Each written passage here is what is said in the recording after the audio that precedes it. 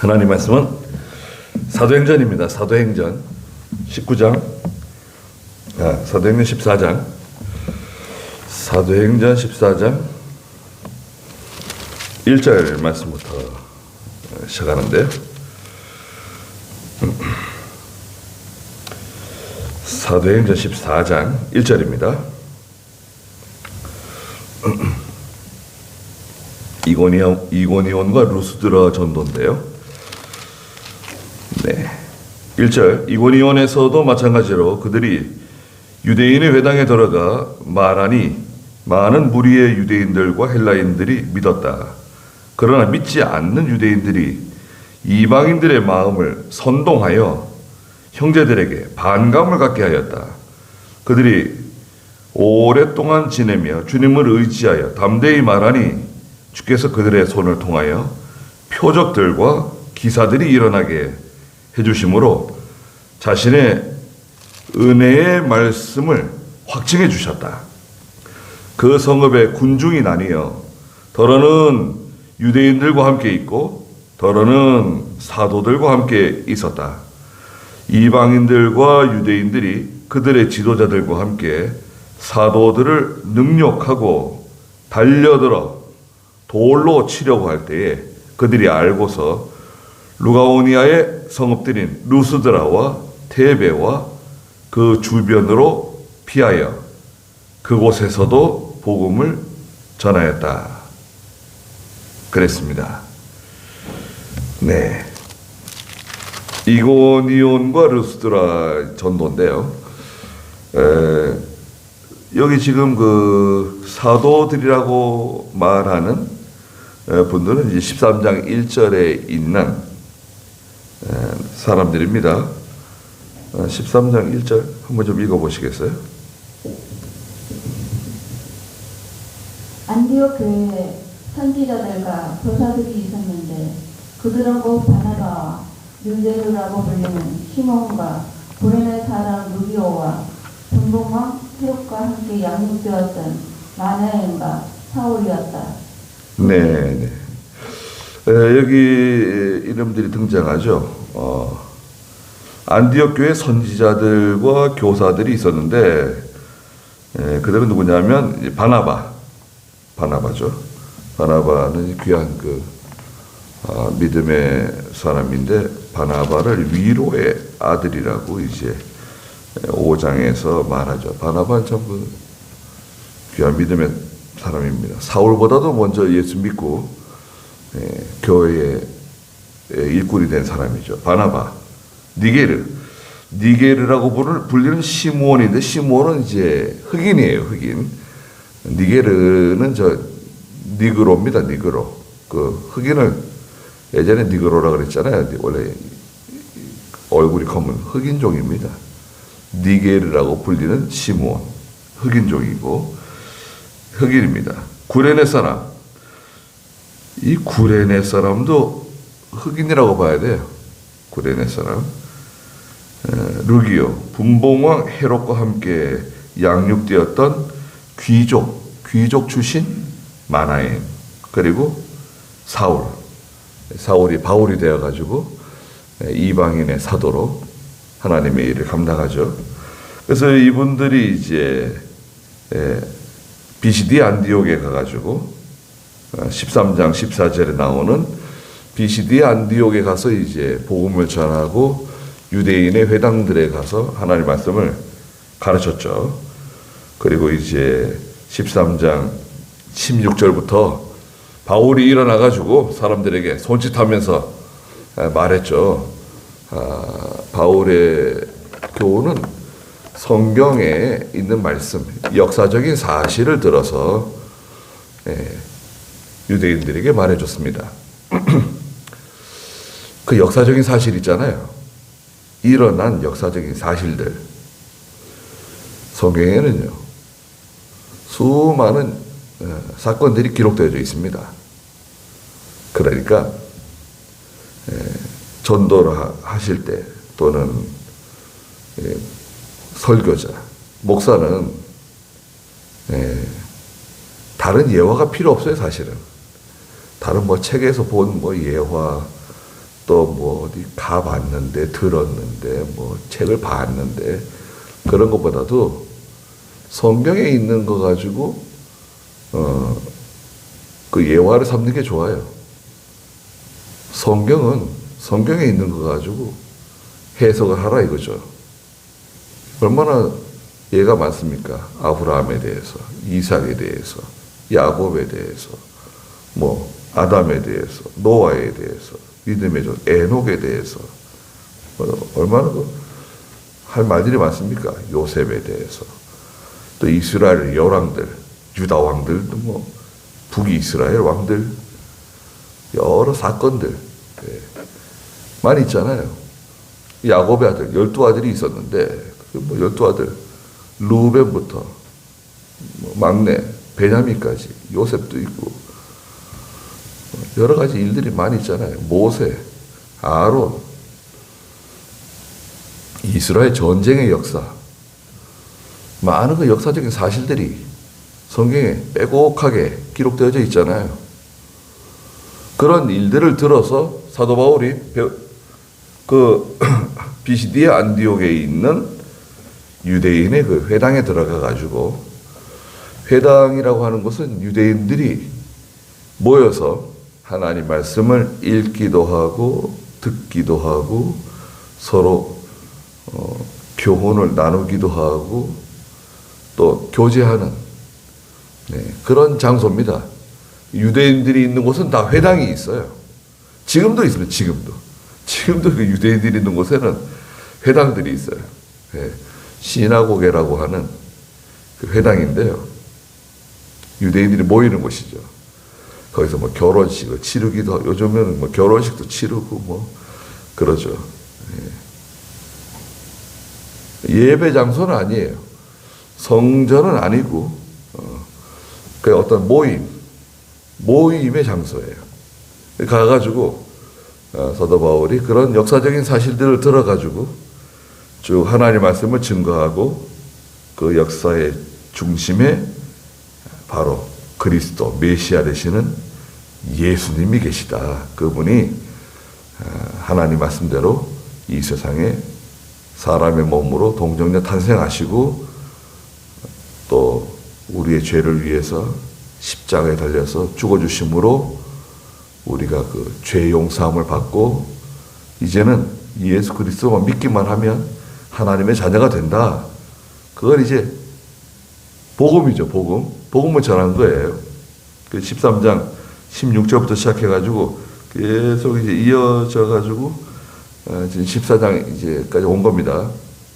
이게 바울의 이제 선교 여행이라고 우리가 보통 말하죠.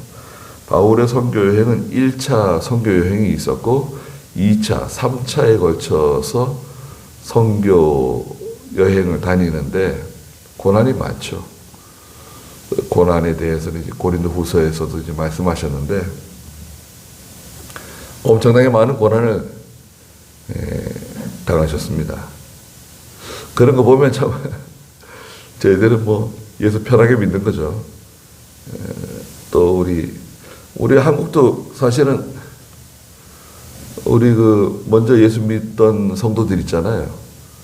우리 송정교회 같은 경우에도 처음에 저 도사리에다가 이제 그 곽범 목사님이 개척을 하셨죠. 예? 도사리 한 2년 계셨는가요? 한 권사님? 그 전에 잘 모르시는군요. 도사리에 개척을 하셔가지고 한 2년 거기 계셨어요. 거기서 이제 그 우리 축복의 아빠도 교회 나오고 좀 그런 거예요. 그래가지고 이제 거기서 2년 하다가 거기 이제 그 장군 어머니 있잖아요. 그 장군이 누구더라? 네? 네, 그 장군 어머니가 투스탄가 그렇죠. 그 어머니가 그 은혜를 받으시고 그 여기 밑에 100평 되는 땅을 이제 하나님께 드린 거예요. 그래가지고 그 땅에다가 이제 예배당을 짓게 된 거죠. 예배당을 짓고 이제 곽범용 목사님이 한 10년 계시고, 그 다음에 두 번째 누가 오셨죠? 문재영 목사님? 문재영 목사님 오셔가지고 고생 많이 하셨죠. 문재영 목사님 오셔가지고 거기 이제 길이 났어요. 거기 농로 길이 나는데 시청에서 돈 받아가라고 그러니까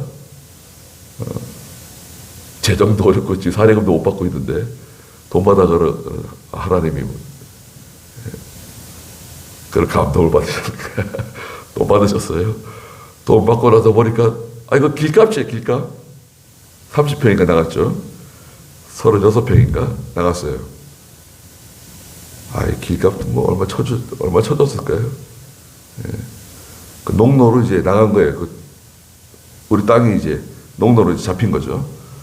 그 남은 게 한 60 몇 평 남은 거예요. 그 우리 예배당 그게 그 자리에 남은 겁니다. 예배당 지으면서 그 옆에 이제 5만 배씩 땅도 막 그냥 그 담장을 잘못 싸가지고 5만 배씩 땅까지 막 다 침범하고, 5만 배씩 다 알고 있더라고요. 이 교회가 우리 땅 넘어왔다는 거예요. 설마 그럴 리가 있을까요? 그랬더니, 이거 자기가 다 측량해 봤대요. 그러면, 제가 교회장 등기 좀 만들려고, 등기도 없더라고요, 예배당. 등기도 없어요. 건물대장도 없고, 뭐, 토지대장은 건물대장도 없고, 밭으로 되어 있더라고요, 예배당이. 그래서 그거 좀 바꾸려고 그랬더니, 그거 안 되더라고요. 그 침범한 부분들이 많아가지고, 다 철거해야 되고, 뭐, 과태료 내야 되고, 뭐, 여러 가지 복잡하더라고요. 아예 포기했잖아요. 그래서 이제 거기서 이제 올라오게 된 건데, 그러니까, 거기 주주도는 74년으로 되어 있어요. 여기 74년으로 되어 있는데, 실제로는 한 72년부터 이제 시작하신 것 같고, 초기에 우리 송정 교인들도 고생 많이 하셨죠.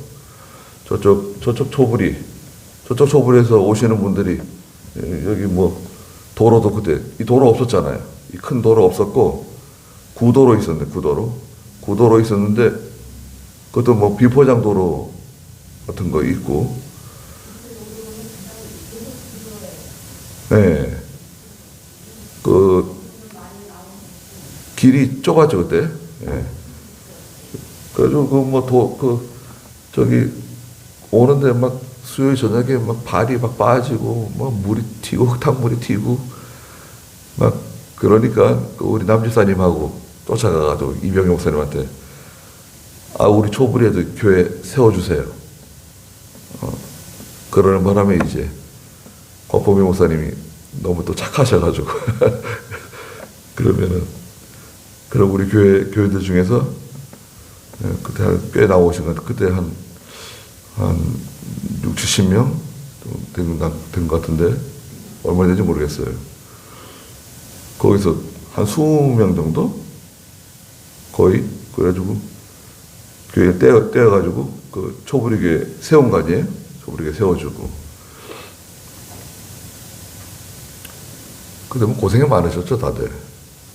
예배당 짓느라 고생하고. 그때 예배당 짓는 것도 아마 힘들게 지었을 거예요, 다들. 예배당 짓고, 처음에는 그 종탑 거기도 없어가지고, 이제 후에도 종탑 거기도 다 세우고, 석준호 목사님 또 가시면서 그 종탑 만들어 올려놓고, 유아실도 없었죠. 임세건 목사님 와서 유아실 만들었죠. 예. 석준호 목사님 그 종탑 자기가 세워 올렸다 그러더라고요. 그거 왜 교인들이 하지 왜 목사님이 종탑을 올리냐고 무슨 돈 가져왔냐고 제가 물어봤는데 목사가 무슨 돈이 있어서 종탑을 올리냐고 내가 그랬더니 하여튼 뭐 올렸다 그러더라고요. 예. 그때 아버지가 돈이 있어서 그런가? 하여튼 간에 또 예전에 우리 한국 교인들 말이죠. 얼마나 고생 많았습니까? 예배당 다니는데 고생 많았지만 전쟁 중에 순교하신 분들도 많이 계시고 6.25 때 그전에는 또 일제시대 때는 신사참배 문제 때문에 또 믿음 지키는 성도들이, 목사님들이 고생 많이 하시고 또 순교도 당하시고, 교회의 역사는 피의 역사입니다. 계속 피를 흘려요. 그리고 고난이 많습니다. 복음이 들어가는 데는 반드시 고난이 있습니다. 그거는 뭐 정답이에요. 다른 답이 없어요. 복음이 들어가는 데는 반드시 고난이 옵니다. 저희도 마찬가지고 여러분도 마찬가지일 겁니다. 누구 한 사람 예수 믿게 한번 해보려고 그래 보세요. 그 사람이 아무리 뭐 착하고 친절하고 뭐 그런 사람이라 할지라도 교회 나오는 건 또 다른 문제예요. 교회 나오는 거하고 사람 좋은 거하고는 다른 문제입니다. 한 사람이 예수 믿지 않던 한 사람이 예배당에 나오고 예수를 믿고 하나님의 백성이 된다고 하는 것은 놀라운 일입니다. 한 사람 한 사람이 귀한 거예요. 그리고 예수 믿지 않는 가정에서 예수를 믿는 사람, 그건 더 귀한 사람입니다. 아이가 됐든 어른이 됐든 다른 식구들은 교회 안 다니고 예수 안 믿는데 한 사람이 예수 믿고 교회 다녀요. 그 사람 귀한 사람입니다. 어두운 곳에 빛이 하나 들어온 거, 불이 하나 들어온 거예요. 그래서 이제 오늘 14장에서는 이고니온 전도인데요. 14장 1절 한번 읽어보시겠어요? 이고니온에서도 마찬가지로 그들이 유대인의 회당에 들어가 말하니 많은 무리의 유대인들과 헬라인들이 믿었다. 그러나 믿지 않는 유대인들이 이방인들의 마음을 선동하여 선자들에게 반감을 갖게 하였다. 이고니온은 소아시아 내륙에 있는 그런 도시인데요. 이고니온. 지금은 터키입니다. 터키 내륙의 중심, 터키 중심에 있는 그런 지역에 이고니온. 이고니온에 가서 전도하는데요. 터키가 원래 기독교 국가였습니다. 지금은 완전한 이슬람이죠. 터키가 완전한 이슬람이 됐어요. 근데 원래는 기독교 국가입니다. 소아시아 7교회가 터키에 거의 다 있어요. 빌립보 교회 빼고는. 이고니온에서도 마찬가지로 그들이 유대인의 회당에 들어가, 그러니까 유대인들이 흩어져 있는 유대인들이 많이 있는데 왜 흩어지게 되었느냐? 흩어져 있는 유대인들, 흩어져 있는 여기까지 흩어져 있는 사람들을 디아스포라라 그래요. 미안하지만 디아스포라 많이 들으실 거예요. 디아스포라는 흩어져 있는 고난으로 인해서 핍박으로 인해서 흩어진 사람들이에요. 신앙적인 박해보다도 로마의 식민지, 로마의 그 정치적인 그런 압박으로 인해 가지고 유대인들이 흩어졌어요. 로마 이전에는 바빌로니아의 통치, 바빌로니아가 쳐들어왔잖아요. 바빌로니아 이전에는 아시리아의 침공으로 흩어지고, 아시리아 이전에는 이집트가 또 이제 막 지배를 했잖아요. 그래서 유대인들이 산지사방으로 다 흩어져 있어요. 이것도 하나님의 큰 역사입니다, 사실은. 그래, 아프리카에도 유대인들이 많고, 유럽 전역에 유대인들이 많고, 또 아시아에도 유대인들이 상당히 많이 이제 흩어지게 되었습니다. 그걸 이제 디아스포라라고 말하는데, 흩어져 있는 유대인들은 다 거기서 회당을 만들어요. 회당을 만들어서 자기들끼리 모여가지고 정보도 교환하고 또 서로 교제도 나누고 서로 위로받고. 그래서 이제 회당에 들어오는 사람들은 유감스럽게도 남자들만 들어올 수 있습니다. 여자들은 못 들어와요. 남자들이 이제 들어와서 이제 교제를 나누고, 그런데 거기 이제 바울이 들어가서 하나님의 말씀 전하는 거예요. 복음을 전하니까. 자, 복음을 전하니까 여러분 마태복음 13장에 씨 뿌리는 비유가 나오잖아요. 농부가 나서 씨를 뿌리는데, 씨는 누가복음 8장 11절에 씨는 말씀이다. 자, 복음을 뿌려요. 말씀을 뿌려요. 뿌리니까 씨가 어디 떨어졌죠? 길가에 떨어졌습니다. 길가에 떨어지니까 누가 찾아왔습니까? 새들이 와가지고 다 주워 먹었다. 새는 마귀다. 마태복음 10장 예수님 말씀하셨죠? 두 번째, 씨를 뿌렸더니 더러 씨가 저기 가시밭에 떨어졌다. 가시밭에 떨어졌는데 뿌리를 내리고 자라나는데 가시도 함께 자라더라. 가시도 함께 자라니까 자라긴 자라는데 그 가시들 때문에 열매를 맺지 못했다. 가시가 뭐냐?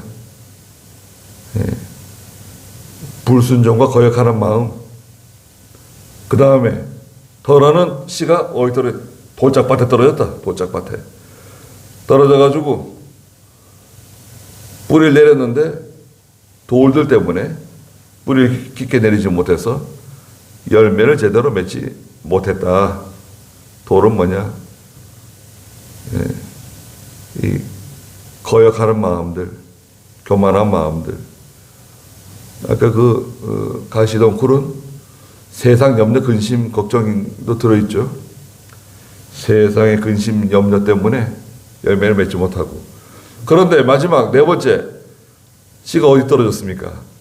옥토에 떨어졌다. 옥토에 떨어지니까 그 씨가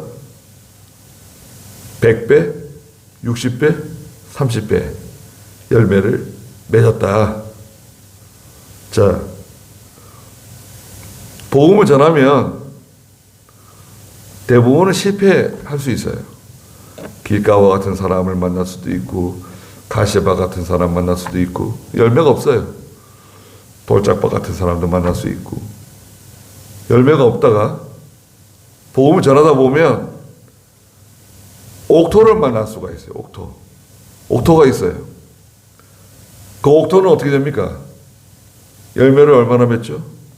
100배, 60배, 적어도 30배 열매를 맺을 수 있다. 그 복음을 전했더니 다 믿는 건 아니지만 그 중에 많은 사람들이 복음을 받아들이고 예수를 영접하고, 많은 무리의 유대인들도 믿었지만 헬라인은 그리스 사람들입니다. 헬라 사람들도 아시아 곳곳에 다 흩어져 사는데, 헬라 사람들은 정복하는 사람들이죠. 정복하는 사람. 특히 헬라의 유명한 정복자가 누굽니까? 알렉산더 대왕이죠. 알렉산더가 유럽과 아시아, 저 인도까지 막 다 점령했잖아요. 그러니까 점령하면서 거기 헬라 사람들이 다 곳곳에 그 뿌리를 내리고 살게 된 거예요. 헬라 사람들이 많죠. 헬라 철학이라든지, 헬라 사람들은 좀 지혜로운 사람들이죠. 그 많은 무리의 유대인들과 헬라인들이 예수를 믿었습니다. 잘 된 거죠.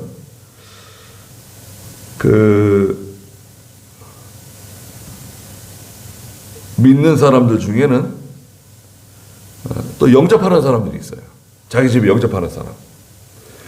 자기 집에 영접해가지고 식사도 제공하고 또 숙식을 다 제공하고, 심지어는 그 선교하는데 전도하는데 들어가는 비용을 다 대주기도 하고 그런 사람들 이름이 다 기록되어 있는 거 아닙니까? 성경에? 하나님이 그 이름을 기록한다 그랬어요. 행한 일이 따라간다 그랬어요. 그래서 하나님의 일은 나하고 잘 안 맞을 수도 있어요. 가만히 보면은 하나님의 일이 나하고 잘 안 맞을 때도 있습니다. 그래도요, 안 맞으면 가만히 있으면 돼요. 근데 자기하고 안 맞는다고 회방하는 사람도 있습니다. 그게 잘 안 되게. 회방하고, 자기는 아무것도 안 하면서 또 비난하고, 불평하고, 원망하고, 문제를 일으켜요.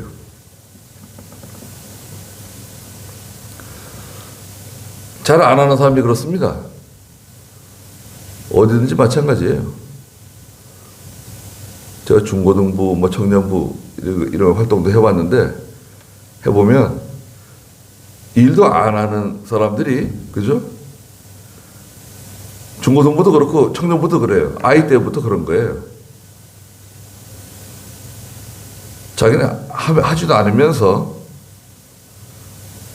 어떤 일이 끝나면 사업이 끝나면 그 일에 대해서 비난해요. 이거 잘 됐다, 못 됐다, 뭐 이거 누구 때문에 이렇게 됐다. 그런 사람이 항상 있습니다. 그건 참 애석한 일이에요. 커가지고 이제 좋은 믿음으로 변화되는 사람도 있는데 그 믿음으로 계속 나가는 사람도 있어요.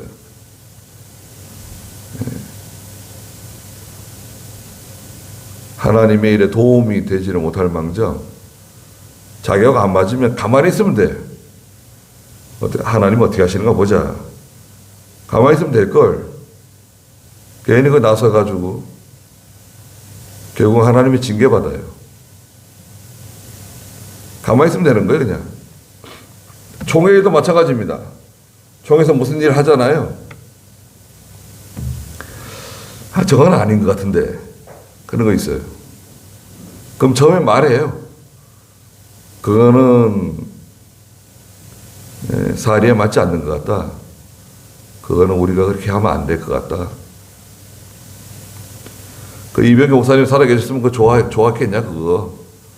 그런 식으로 일하는 게 그게 맞는 거냐, 그게. 말하지만 말 안 듣는다. 어쩌겠어요? 내버려둬요, 그냥. 내버려두면 하나님 잘 되게 하실 수도 있고, 그게 정 맞지 않으시면 하나님 잘 안 되게 하실 수도 있고, 그런 거예요. 그러니까 하나님의 일은 협력하는 게 좋습니다. 협력하는 거예요. 도와주는 거예요. 진리에 위반되는 게 아니면 협력하고 도와줍니다. 믿는 사람들이 많아졌죠? 그러나 2절에 보니까 믿지 않는 유대인들이 믿지 않는 사람도 있다 이거죠. 이방인들의 마음을 선동하여 형제들에게 반감을 갖게 하였다. 참 이거 제가 믿지 않으면 가만히 있으면 되는데 다른 사람을 선동해요.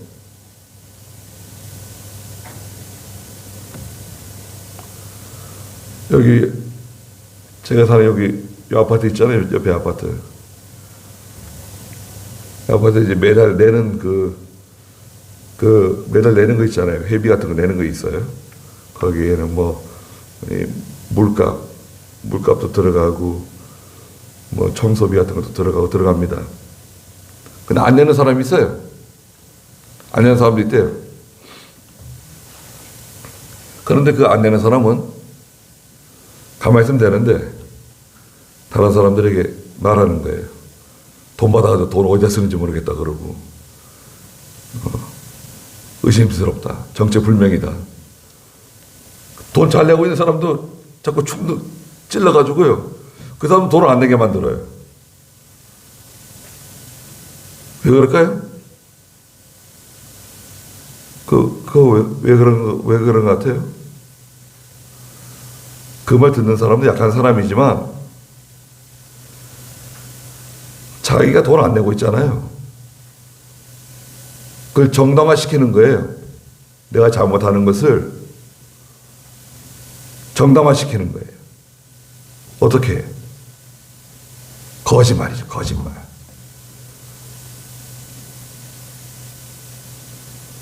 선전선동은 거짓말입니다.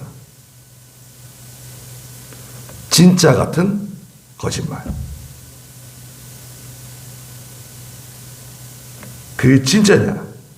그게 사실이냐? 이거 따져야 되는데 그건 중요하지 않아요.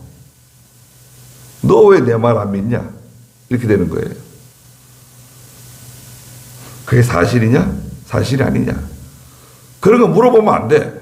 물어보면 문제가 생기는 거예요. 선전선동의 달인들이 누굽니까? 공산주의예요. 누가 선전선동에 약하죠? 여러분, 다수의 사람들이 있는데, 국민이다. 다수의 사람들이 있는데 누가 선전선동에 제일 약할까요? 성경에 있어요. 이사야 1장 2장에 보면 있어요. 아이들, 그 다음에 여자들, 그 다음에 교육을 제대로 받지 못한 사람들, 마지막에는 지식분자들. 공산주의 혁명 이론에 딱 나와 있는 겁니다. 여러분, 이건 이론이에요. 나와 있는 거예요. 역사적인 사실이라고요. 여기도 마찬가지예요. 성경에도 있어요. 공산주의가 어디서 나온 줄 아세요? 유감스럽게도 성경에서 나왔습니다. 사도행전에서 공산주의가 나온 거예요. 왜 그러냐?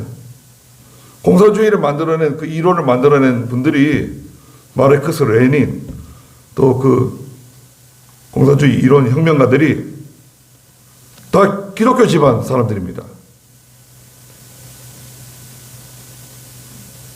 심지어 독일 세계대전을 일으킨 히틀러도 믿는 집 사람이에요. 마르크스도 레닌도 믿는 집 사람들입니다. 예배당 다니면서 성경은 배우고 성경에 있는 거 가지고 만든 거예요. 김일성 어머니가 믿으면 좋아요. 김일성이 비 오는 날 창가에 서가지고 찬송 불렀대잖아요. 참, 김일성이가 주일학교 잘 다녔거든요. 김일성이를 잘하는 사람이 있다고요. 지금도 살아계시잖아요. 그 100세 넘으신 노 교수 김일성이가 자기 동네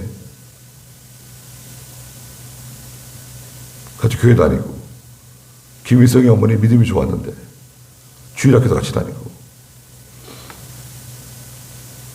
그러니까요, 교회에서 잘못 가르치면 다 망가지는 거예요. 선전선동의 희생양은 누구냐? 이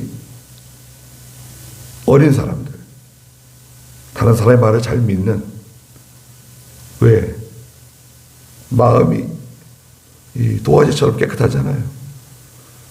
거기다 뭘 그리든지 빨간색을 칠하면 빨간색이 되고 파란색을 칠하면 파란색 되고, 그 마음이 깨끗한, 순진한, 어떻게 보면 어리석은 그 어린 사람들, 유치하다 그러잖아요. 그 다음에 여자분들, 죄송하지만 여자분들이 공산당에 다 이용당해요. 공산당은 그 위원장들 있죠. 분과위원장들, 무슨 위원장들은 다 여자들 세웁니다. 보십시오. 김여정이가 왜 날뛰죠? 김정은은 왜 김여정을 세웠을까요? 왜 여자 생긴 것도 변변히 생기지 못할 것 같은데 이상하게 생긴 여자애가 북한 군인들 장성들 다 쥐고 흔들고 있습니다. 왜 그럴까요? 김여정만 그런 게 아니라 공산주의의 구조가 그런 거예요. 혁명 이론에 딱 있는 거예요. 여자들은 이 반발심이 약해요. 반대하고 투쟁하고 대들고 그런 면에서 남자들보다 약해요. 순종적이죠. 순종적이고 문제를 잘 일으키지 않아요. 그래서 위원장들은 다 여자를 세웁니다. 좋은 것 같아요? 성경에 있는 겁니다. 이사야 1장 2장에 보면은 아이들과 여자들이 너희들을 다스리게 될 거라 그랬어요. 성경에 있다니까요. 그리고 이제 선전선동입니다. 선전선동의 핵심이 뭐냐? 목적을 이루는 겁니다. 목표 달성. 목적을 이루기 위해서는 모든 것이 정당화되는 거예요. 모든 것은 뭐냐? 거짓말입니다. 거짓말 정당해요. 거짓말을 하든 사람을 죽이든 무슨 수를 써서라도 그 목적을 달성하는 겁니다. 혁명 완수. 괜찮죠?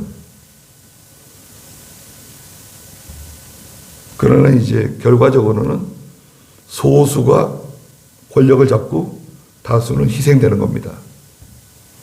거기서 이제 첫 번째는 종교 분자들,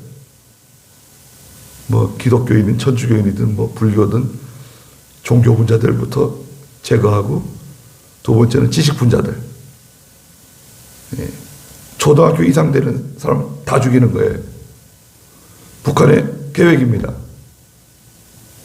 김일성 때도 그랬고 김정은 때도 그랬고 변한 게 하나도 없어요. 통일되잖아요. 유감스럽게도 적과 통일되면 김정은이가 5살 이상을 다 죽인다고 계획을 세웠다나요? 그렇죠. 4살부터인가. 그러니까 다 죽이는 겁니다. 처음에는 종교분자, 지식분자, 경찰, 군인, 가족들, 그 다음에 지식, 4살 이상 되는 사람을 다 죽이는 거예요. 총 쏠 필요도 없습니다. 여러분, 총 안 쏩니다. 역사적으로 다 드러난 거예요. 캄보디아 공산혁명할 때 총 안 쐈어요. 비닐을 주머니로 뒤집어 씌워가지고 죽였습니다. 총알 아깝다고. 그 논에다가 버렸어요. 논에다가. 그 논이 많거든요. 캄보디아. 왜 논에다 버린 줄 아세요? 간단하죠. 거름대라고.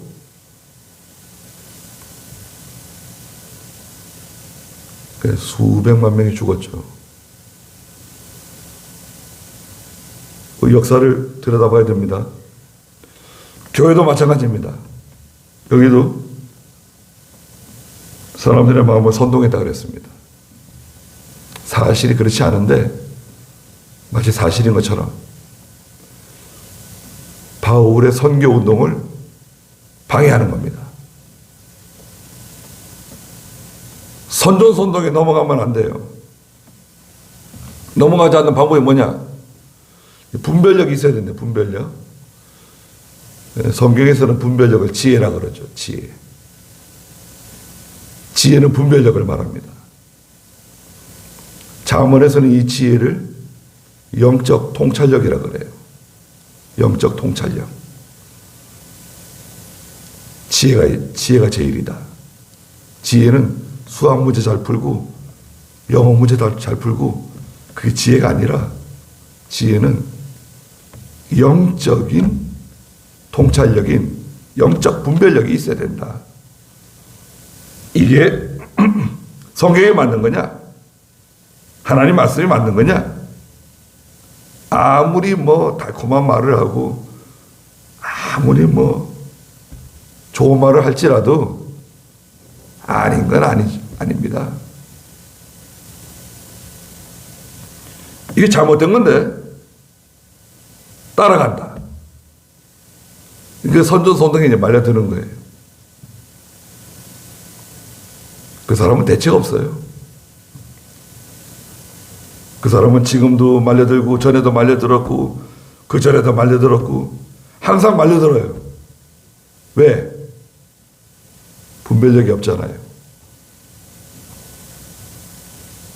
분별력 없는 사람 대책 없습니다. 자기가 무슨 말을 하는지도 모르고 무슨 일을 하는지도 모르고 거짓에 속아가지고 거짓말은 누가 한다 그랬죠? 너희 거짓말 하는데 그게 맞는 거다. 왜냐하면 너희 아버지가 마귀이기 때문에 그랬다. 마귀는 처음부터 거짓말했다. 마귀가 언제 거짓말했죠?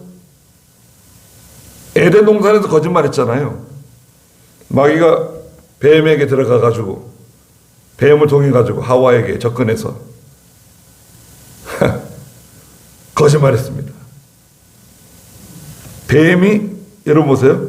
뱀이 하와에게 뭐라고 말했습니까? 야,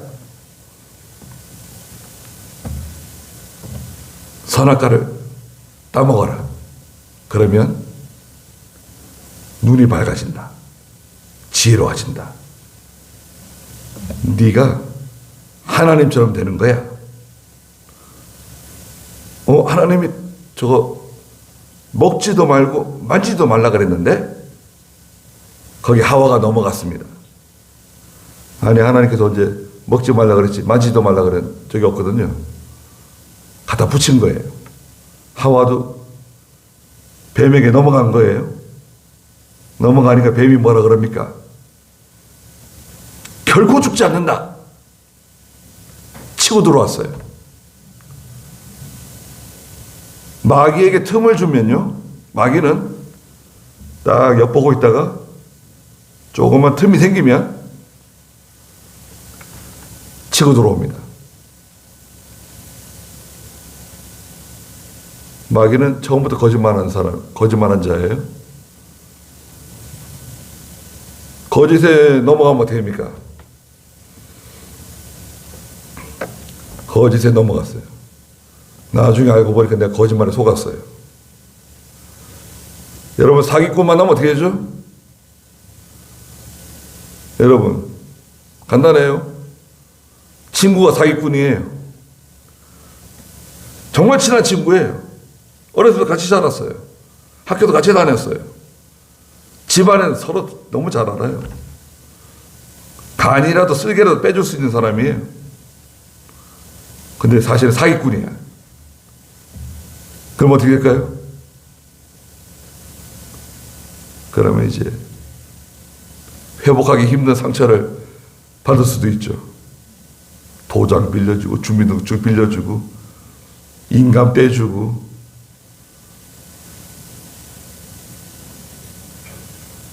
그런 바보 같은 짓을 하게 됩니다. 아들이 바보가 될 수도 있고 딸이 바보가 될 수도 있고 아버지가 바보 같은 일을 할 수도 있고 또 어머니가 다니면서 바보 같은 짓을 할 수도 있고 왜? 그 거짓말에 그게 선전선동이라고요. 다른 게 아니라 우리가 뭐 고상하게 말해 선전선동이고요. 거짓말에 속아요. 누가? 이제 예수 믿는 사람이 거짓말에 속으면 예수 믿는 사람이.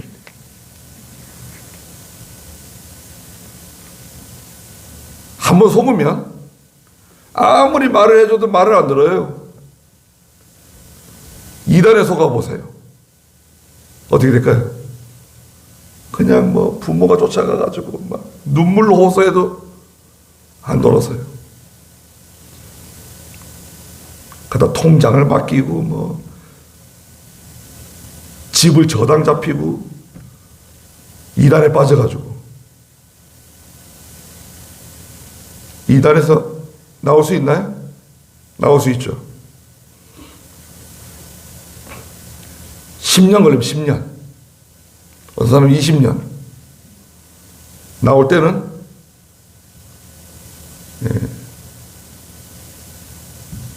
빈털터리로 나오는 거예요. 자신은 나오는데 자녀들은 또 못 나와요. 자녀들은 거기 못 건져요. 자기 나와도 자녀들은 거기 또 희생되는 거예요. 거기 핵심은 뭔가요? 지금 제가 말씀드리는 핵심. 거짓말이에요, 거짓말. 거짓말이 이렇게 무서워요. 거짓말은 단순히 우리가 에이 거짓말 그런 정도의 그런 차원의 문제가 아니다 이거죠. 이 사상적으로는 공산주의라든지 이 세계 역사에 다 거짓말로 희생된 사람이 헤아릴 수가 없어요. 헤아릴 수가 없습니다. 지금도 거짓말 얼마나 거짓말 다 그냥 다 거짓말로 발라도 또 그걸 또 따라가고 믿고 설마 그럴 리가 있겠는가. 여기도 보세요. 믿지 않는 유대인들이 이방인들의 마음을 선동해가지고 형제들에게 반감을 갖게 만들었어요. 거기 핵심은 뭐죠? 거짓말이에요. 그러나 그들이 3절에 보니까 오랫동안 지내면서 주님을 의지하여 담대히 말하니 주께서 그들의 손을 통하여 표적들, 기사들이 일어나게 해주심으로 자신의 그 은혜의 말씀을 확증해 주셨다. 하나님의 말씀 전하는 것은 다 은혜로운 복음이고 은혜로운 말씀입니다. 우리 예수 믿는 사람들은 그래도 예수 믿지 않는 사람들보다 분별력이 있다고 하는 사람들인데요. 근데 예수 믿는 분들도 이 선전선동, 거짓말에 잘 넘어갑니다. 그거 참 안타까운 건데요. 뭐 여러 가지 이유가 있지만 정보가 부족한 것도 있어요. 잘 알지 못해가지고. 충분한 정보가 없다 보니까 자꾸 거짓말을 따라가고 또 믿고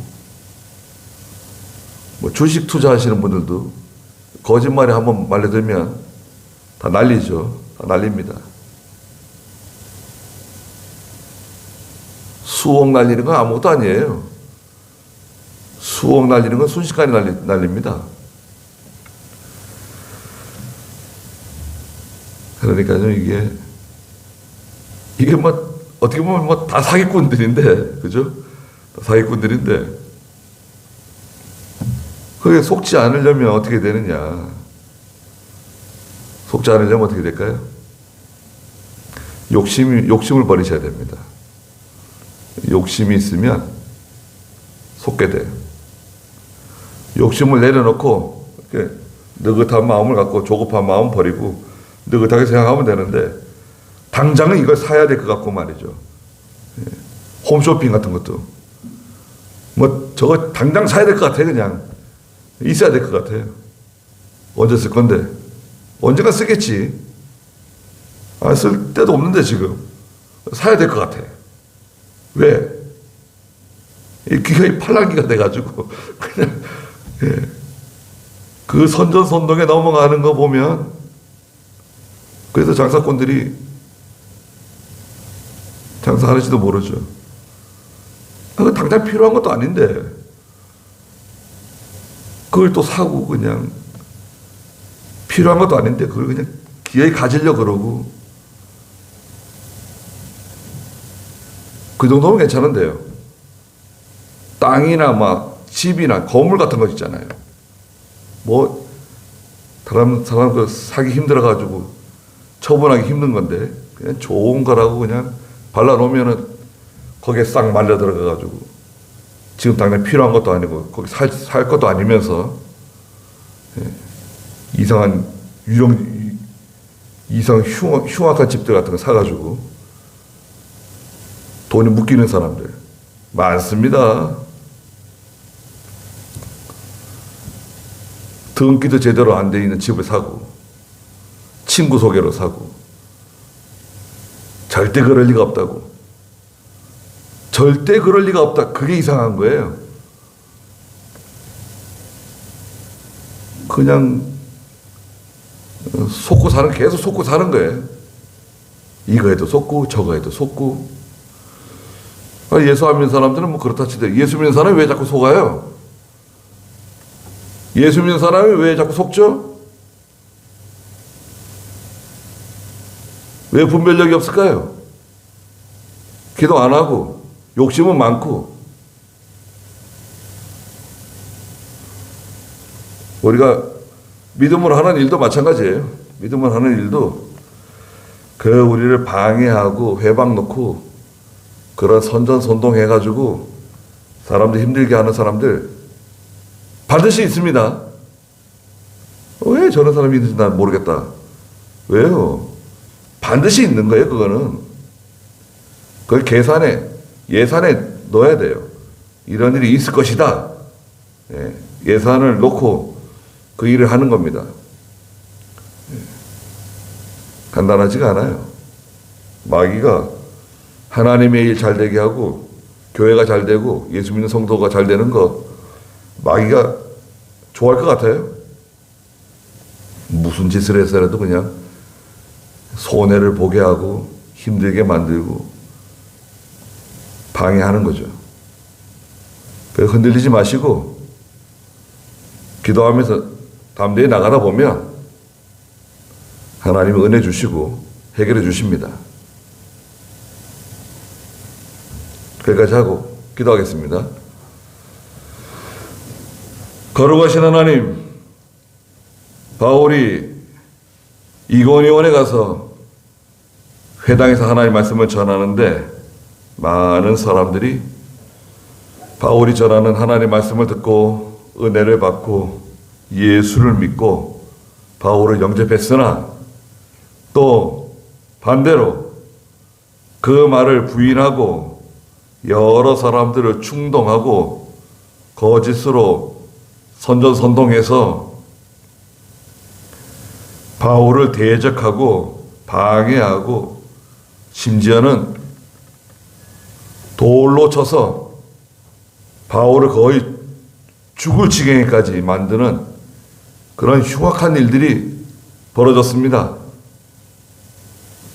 그럼에도 불구하고 바울은 끝까지 복음을 전하고 조급한 마음 없이 하나님의 말씀을 잘 감당했습니다. 저희들도 여러 가지 어려운 일들 있지만 잘 이겨내게 해주시고 특별히 저희들에게 영적 분별력을 주셔서 영적 통찰력으로 모든 것을 분별하며 모든 것을 판단할 수 있는 그런 믿음을 주시옵소서.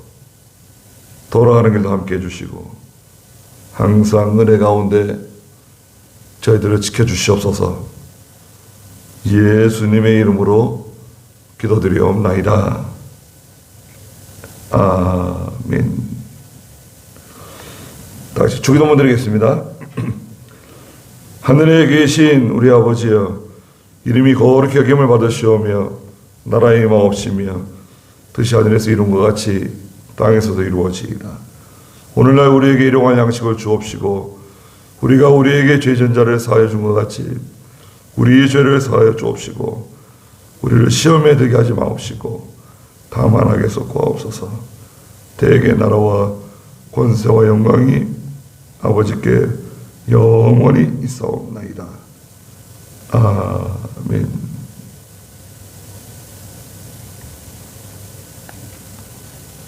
네, 맞췄습니다. 제가 좀 목이 쉬어가지고 죄송합니다. 이 역류성 식도염이 생겨가지고요.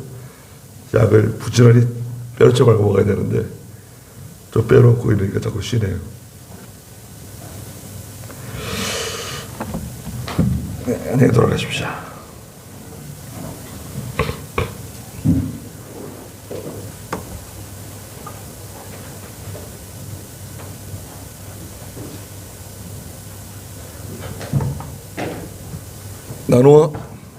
나눠와 용규 상규하고 저기 달력 25개밖에 안 되니까 옷을 좀 말아놓고 갈래요? 식당에 있어요.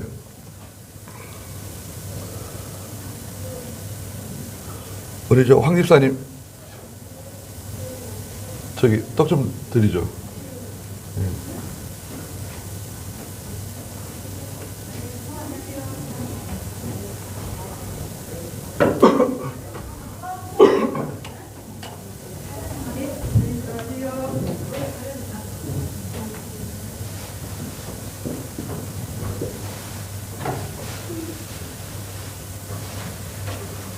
아빠, 이거 엄마랑 같이 은행 가도 돼요? 같이 가도 돼요, 엄마. 은행? 같이 가도 된대요. 안 된다고. 어디 가는데? 안 되지.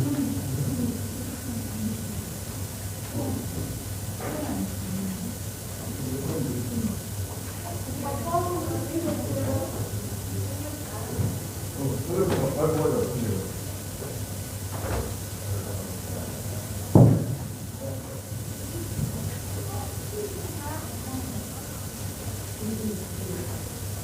여기 집사님 한 번사님 떡 못 받으셨다는데? 한 번은요? 네. 왜 거기에 안 들려? 그러더니 가세요. 사장님 가세요. 가세요. 사모님도 가시고요. 가시라고 하잖아요. 뒤에 뭐 해요, 근데? 사모님도 가시라고 하는데. 아니, 무슨 사람, 저기 해. 사람 숫자를 몰라? 아니, 사람 숫자를 모두 있어. 아, 오전에 오나, 근데 저기 가지. 애들 그래도 빠르고 그럴 때 놀라고 그래. 아니, 우리도,